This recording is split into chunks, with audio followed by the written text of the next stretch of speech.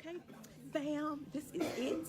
We are done with our last chemo session, and we are in celebration mode. There go, Mom. This is it. This is it. It's over. It is over. They are unhooking her. Everybody know the journey. It's been a long one. Well worth Hello, it. everybody. I made it. Yes. Woo! Shania,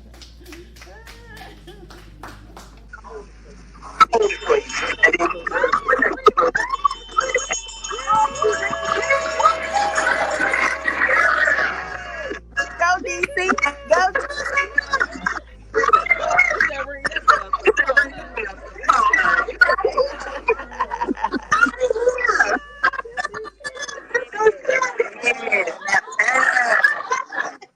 Way to go, Mom. what's my name? You don't know my name? You don't? Guess. What's my name?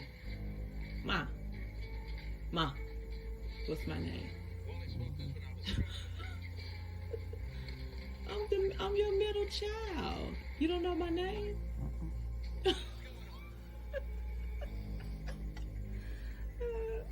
Do you have any kids, girl? Huh? You got children? Huh? Ma. Mommy. There's a special place in hell where Cleveland Broadie already has a reserved seat in the front row. It takes a very specific breed of demon to look a woman in her eyes, call her his wife, promise to love her in sickness and in health, while secretly being the sickness himself. Imagine sitting back year after year, watching the woman you claim to love waste away, suffer, and fight for her life, while you know damn well you're the walking death sentence in her bed. Cleveland wasn't just sick. He was calculated. He was getting treatment for his HIV, protecting himself, while leaving his wife to rot, all while lying through his teeth. And if that wasn't enough, he was still out here sleeping around like he wasn't carrying a loaded weapon between his legs. This isn't the plot of some Lifetime movie. This was the real, horrifying life of 65-year-old Denise Suber Broadie.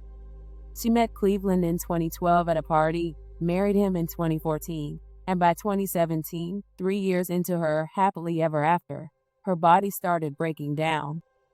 She fought for her life thinking she was battling cancer. But the real killer wasn't a tumor. It was untreated HIV turning into full-blown AIDS, all courtesy of the man she said, "I do to." For 5 long years, Denise was sleeping with the enemy, and she never even knew it. Welcome to the American Crime Femicide channel. Please like, share, subscribe, and hit the notification bell for future uploads. Broadie wasn't just a lying husband. He was a death sentence dressed up in cheap cologne.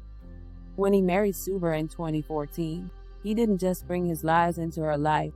He brought something far worse, HIV. The only problem was, Denise didn't know it. She didn't know because Cleveland was a professional scammer. By 2017, after only 3 years of marriage, he was already cheating. To her credit, Denise demanded he take an STD test. But somehow, the slimeball managed to pass, likely thanks to an at-home test that didn't require a blood draw and the fact that he was quietly taking medication to suppress his viral load. After catching him cheating, Denise threw his no-good tail out of her house. But like any parasite, Cleveland came crawling back, and Denise, wanting to salvage her marriage, let him. She didn't know she was welcoming the devil back into her home. Not long after, Denise found a lump in her breast. She battled like a warrior, chemotherapy, surgery, lifestyle changes. By February 14, 2019, Valentine's Day, her cancer was in remission. She had dreams of traveling to Italy, attending her grandbaby's graduations, and living the vibrant life she deserved. But then something strange happened. Denise didn't bounce back the way she should have. The cancer came back fast and brutal, attacking her lungs. Her daughters Karen and Tammy, who were also her caregivers, knew something wasn't right. Despite rounds of tests, nothing explained why Denise was deteriorating so fast. She lost her speech, her ability to breathe on her own, and finally, her independence. Want me to take your picture?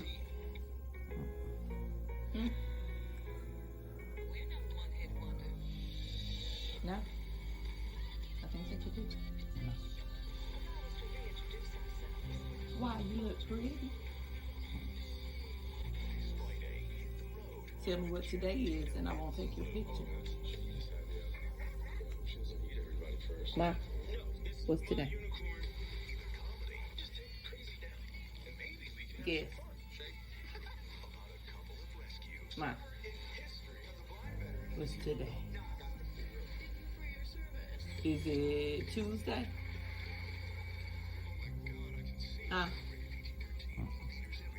Wednesday? It's Wednesday?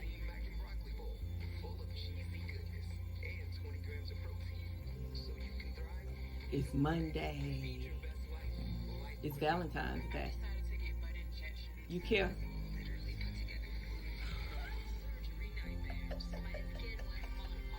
You don't care?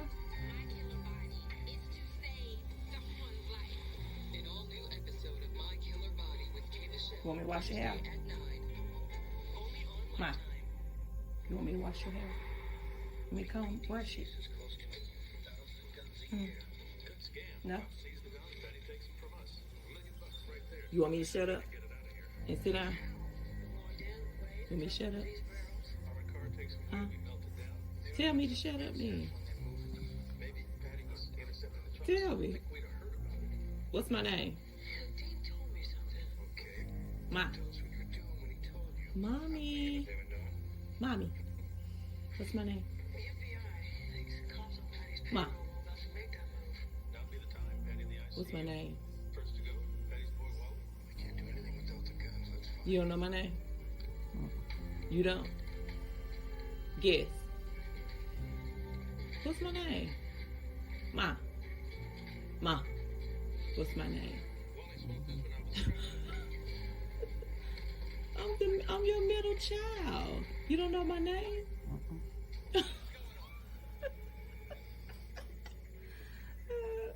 Do you have any kids, girl? Huh? You got children? Huh? Ma. Mommy. What's my name? You don't know me? Ma. And Cleveland, he wasn't caring for her. He wasn't even pretending. Denise had to move into Karen's home just to be properly looked after. In 2022, desperate for answers, Karen demanded new tests at a different hospital. And that's when the real horror surfaced. On March 31, 2022, a simple HIV test revealed Denise was positive and had been for at least 5 years. Her untreated HIV had progressed into full-blown AIDS. 2 days later, on April 2nd, which was also Karen's birthday, Denise died from AIDS. Her daughters were devastated, but also furious. They knew their mother had been faithful. They knew the only person who could have infected her was Cleveland. While still planning her funeral, they started digging. And what did they find? Cleveland had been treated for HIV since 2006. He had been knowingly carrying and hiding the virus for over 16 years. Worse, even before Denise's body was cold, Cleveland had already moved on to another woman, strutting around like the grimy parasite he always was. And because he was still listed as Denise's husband, he inherited everything: the house, the car, the savings. He killed her and walked away with a small fortune. But he underestimated Karen and Tammy. They went after him like a force of nature. They hired investigators, combed through his medical records, and found irrefutable proof. They pushed and pushed despite the barriers thrown at them, the stigma around HIV, outdated laws about disclosure, a system slow to care about women's deaths. Finally, in July 2023, police arrested Cleveland. He was charged with felony reckless conduct, knowingly exposing others to HIV. And it wasn't just Denise. 2 more women came forward. He had been infecting others while Denise lay dying. Your Honor, with the defendant now present before the court in the state of Georgia versus Cleveland Broadie, the defendant is charged with 3 counts of reckless conduct by knowingly having HIV with the intent to transmit it. Judge, there are 3 named victims in the 3 warrants. Victim DB, I'm using initials instead of their name. She contracted HIV/AIDS from this defendant between the dates of 2017 and 2022. She did die as a result of contracting HIV from this defendant. Another victim is named EQ, and this defendant had unprotected sex with EQ between the dates of October 28, 2022 through March 2nd of 2023. Another victim is ND, and he had sex with her between the dates of March of 2023 and July of 2023. We are past the 90 days. The state would ask for a $3 million bond, 1 for each victim. All right. Anything that you'd like to tell me about Mr. Broadie, Mr. Lewis? Yes, Your Honor. Does the court have any objection to me proceeding my trial? That's up to you. You can do You have any objections? however you want to. I don't have any objection, but there is one witness who would like to address the court, Judge. All right, wait a minute. You got a witness? Correct. Well, why didn't you call him when you were on your side? I neglected to, Judge. You ever done this before? No, Judge.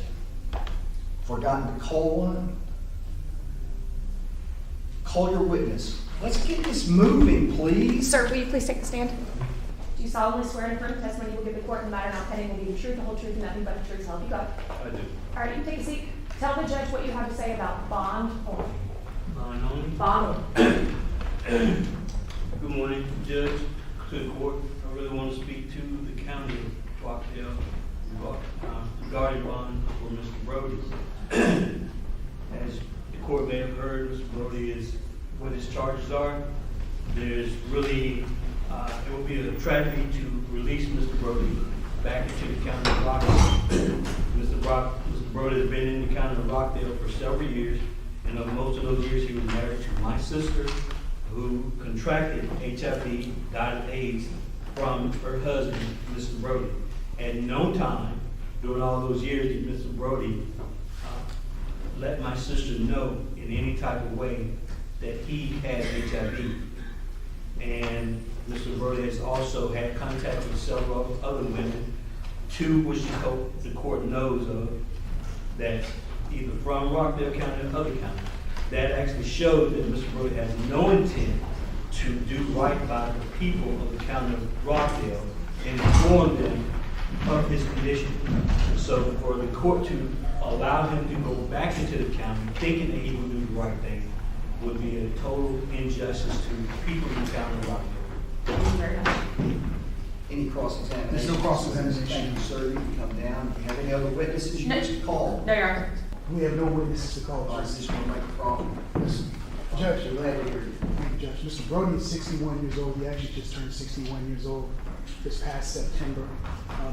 Mr. Broadie, at 17 years old, joined the Marines where he was honorably discharged. He served in the Marines for 4 years where he was honorably discharged. From there, Your Honor, he moved to Texas. But he has been in this particular area since 2004. He's resided in the Rockdale County area and is released on bond.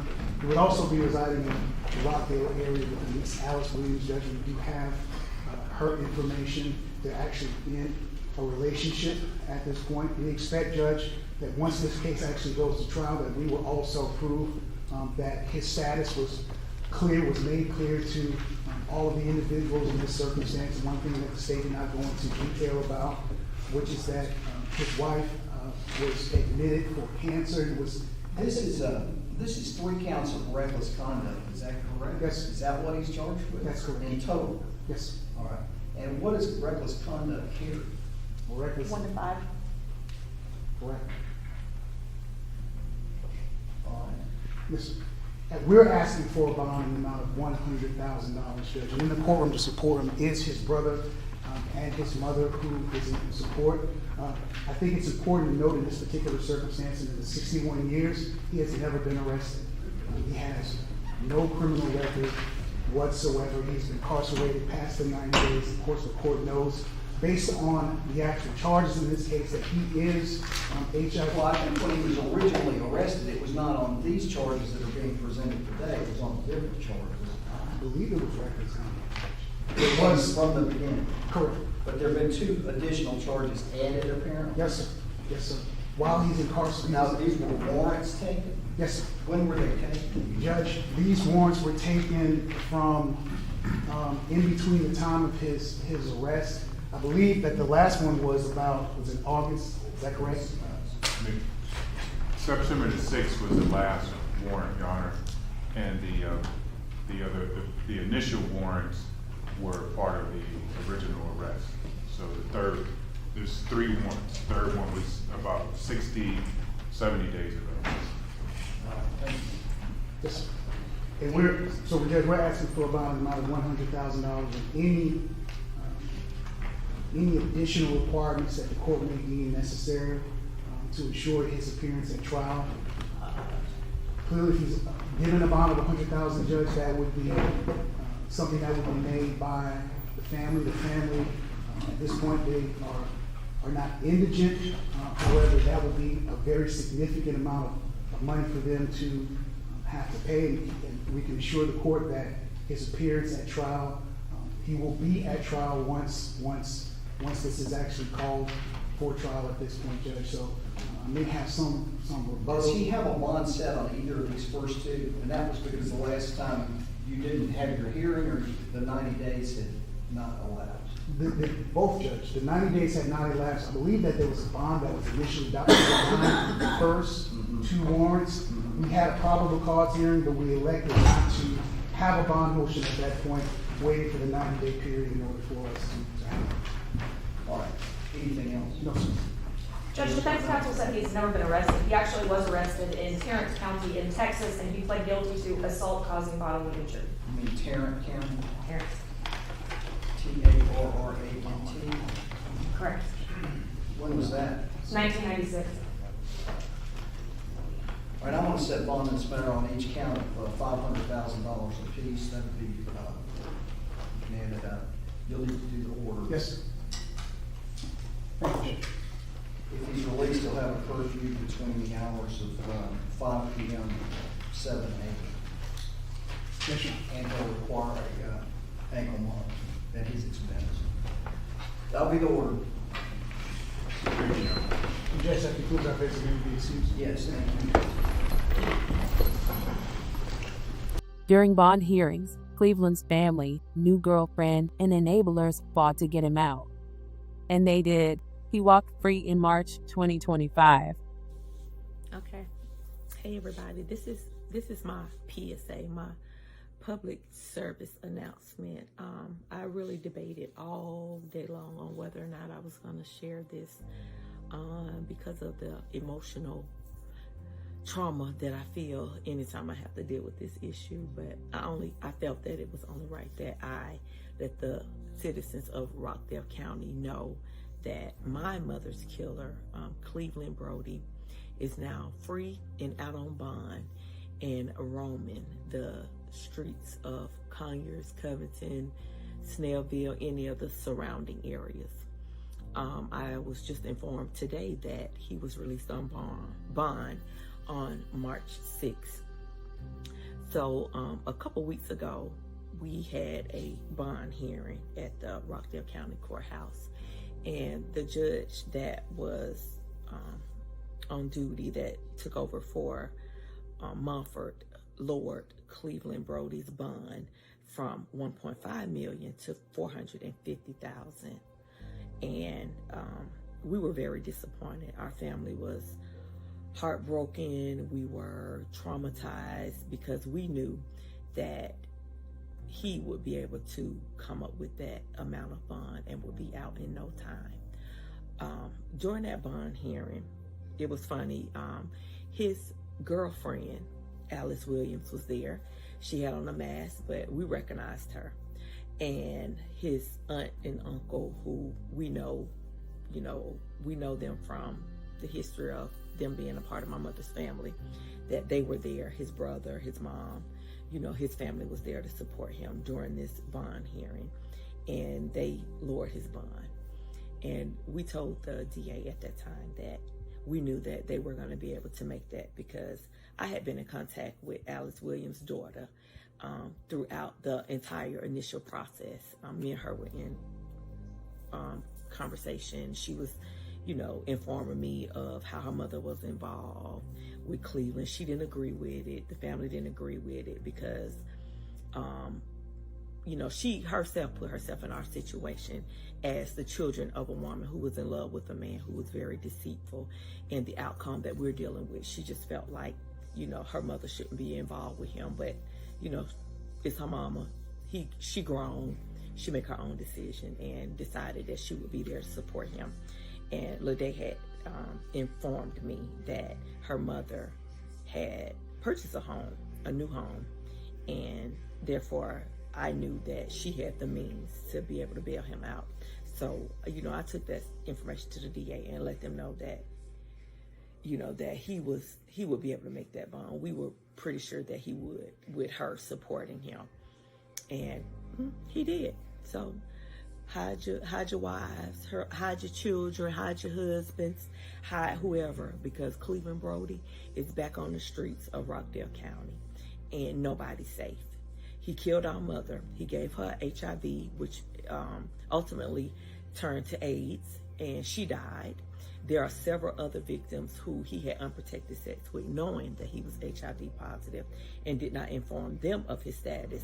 And I don't think it's going to stop there. He preyed on plenty of women during his time of freedom after my mother's death, and during my mother's sickness, he preyed on these women. And so I truly believe that he's roaming the streets of Rockdale, Covington, Snellville, McDonough, everybody in the surrounding area. So, hey, y'all be on the lookout. But karma had other plans. On April 14, 2025, a Rockdale County grand jury indicted Cleveland Broadie for malice murder and felony murder in Denise's death. He was arrested again and is being held without bond. This is Denise and Cleveland Broadie, married in 2014 after meeting at a Christmas party 2 years prior.